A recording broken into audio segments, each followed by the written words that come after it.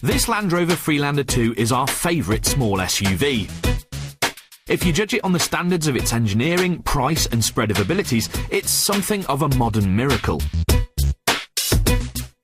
But this, the Subaru Forester, is the quirky rival to a baby SUV that you may not have considered, and has never been too far behind. This new one should be closer than ever. Right, now both of these cars should be more than capable of handling a little bit of light off-roading. Luckily, here at the Fifth Gear Playground, we've got more than enough facilities for getting a little bit dirty. I'm going to start in the Freelander 2 and set myself a benchmark. So, here we are, straight into the Freelander, and immediately this feels like a car that's going to look after you off-road. It does feel like a baby Range Rover. It just gives you this massive sense of confidence that you're going to go anywhere vehicle. Now, if you want to be a little bit more severe, first gear, and off we go. Oh, immediately, the ride height seems fairly compromised.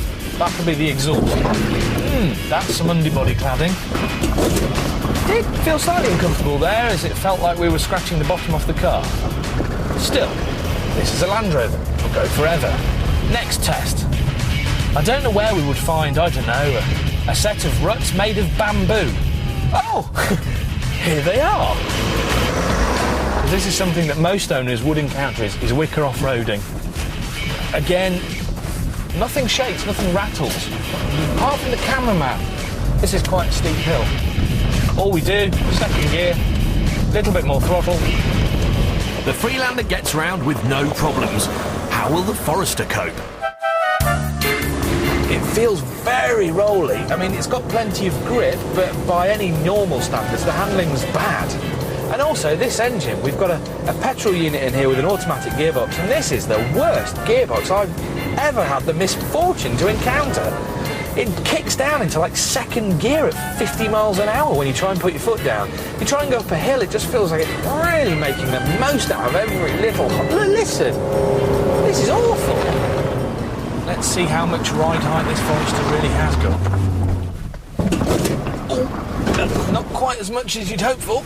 That's the exhaust, so don't worry about that. That's probably the sump, and that's probably about £1,000 worth of damage. We just want to test a little bit more of the bounciness. Hold tight, camera people. This is going to be bumpy. Well, it seems to be soaking it up pretty well, even though it is quite wobbly. Hate the engine, hate the gearbox. Pretty much hate the car. So, conclusions. Well, to be honest, this one was a bit of a whitewash.